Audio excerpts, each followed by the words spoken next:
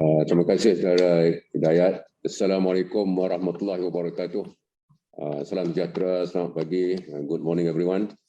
Dr. Suraya, our moderator, Dr. Zunika, Deputy DG of EPU, Dato Sri President MMM, Dato Dr. Denison, Secretariat Head of the YBhg, All Party Parliamentary Group on Sustainable Development Goals. Tuan-tuan dan puan sekalian, let me welcome everyone to this Zoom meeting. The long-awaited 12th Malaysia Plan will be tabled in Parliament on the 27th of September, a couple of weeks ago. The uncertainties created by the COVID-19 have delayed the tabling of the 12th Plan 4 times. As a prelude to this tabling, the EPU has decided to build up some momentum by encouraging public discussion on the future direction of the Malaysian economy in the next 4 to 5 years. Like the 5-year plans that came before this, the 12th Plan will provide an overarching trajectory of the government's development agenda. It provides a sense of direction to government agencies, the private sector, investors, and the public at large on the overall policy direction of the Malaysian government.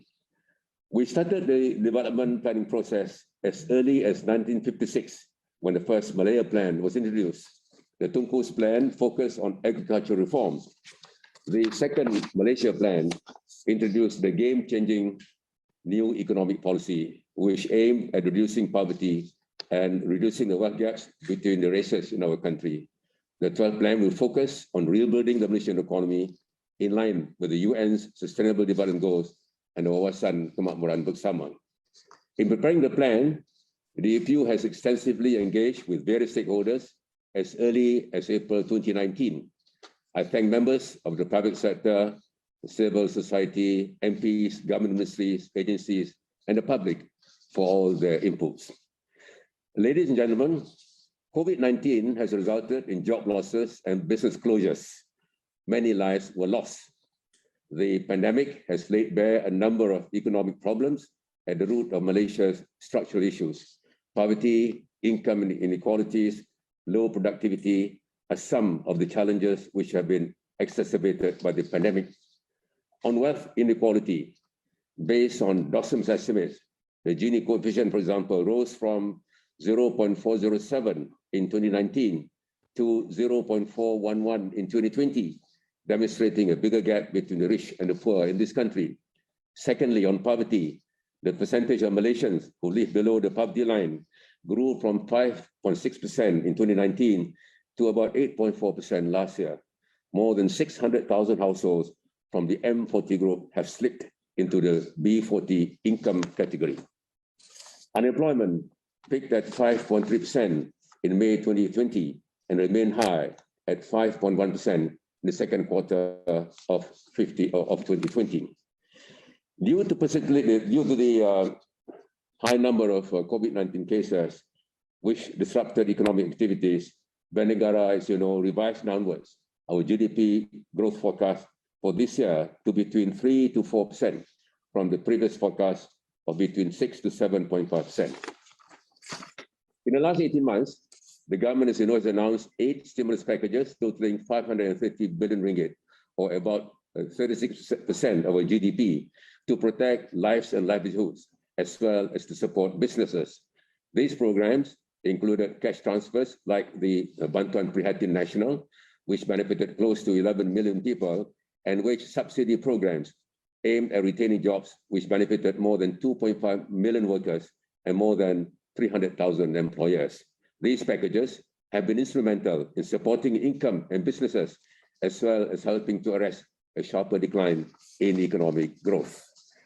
Ladies and gentlemen, as highlighted in the World Bank's Aiming High Report, which was published earlier this year, Malaysia needs to address several issues as we make the transition to a high-income economy.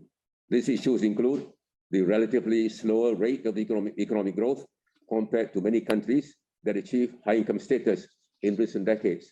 Malaysia has a lower share of employment in higher skilled jobs and higher levels of inequality compared to many other countries that have already graduated from middle income status. And compared to the OECD countries, our tax to GDP ratio is low, our social protection is insufficient and will perform relatively poorly in terms of measures related to environmental management and corruption. The challenges we have been facing in the last 18 months, of course, have also presented an opportunity to revisit our policies and strategies. Our priority is to build back better, to rebuild the Malaysian economy, to place Malaysia on a stronger economic footing, and to build a more competitive economy. Our priorities in the next 10 years are as follows. 1, increasing income, eliminating absolute poverty, and reducing development gaps between states and regions. 2, ensuring quality growth, which is sustainable, growth which will not compromise the environment. 3, creating a policy environment that is conducive to private sector growth, investors, both foreign and local. 4, growth and development which is inclusive and which will result in more unity and cohesion in the context of Keluarga Malaysia. And 5, ensuring that the government mission delivery, ensuring that the government delivery mechanism is enhanced to meet our developmental goals. Ladies and gentlemen, in the context of Keluarga Malaysia, of the Keluarga Malaysia concept expanded by our Prime Minister, we have to translate this idea to concrete action plans. To me, the idea of a Malaysian family means that we put aside all our differences and strengthen our bonds of friendship. Keluarga Malaysia also invokes the desire to bridge gaps and to promote happiness among our family members. The Malaysian family has to be united in order to achieve progress and stability. This webinar is an opportunity for us to come up with some ideas to discuss the parameters of the Keluarga Malaysia concept. Ladies and gentlemen, in growing the nation's economy, we must also ensure that development is sustainable and environmentally friendly. We remain committed to ensure that government policies always take into account the need to preserve our nation's rich biodiversity for the benefit of our future generations. In our pursuit of increasing growth, we cannot neglect our responsibility to the earth. We want to enjoy our prosperity in a country that has clean rivers, clean air, extensive forest reserves, and a sustainable way of life. Only then can Malaysia make the transition to become a competitive, high-income economy and create a better Keluarga Malaysia. On that note, once again, let me, on behalf of YBhg, thank our moderator, our paper presenters, and the audience for joining the YBhg in this very important discussion as a prelude to the presentation of the 12th Malaysia Plan document to Parliament on the 27th of September. Thank you. I wish you a successful and productive conference. Wassalamualaikum warahmatullahi wabarakatuh. Terima kasih.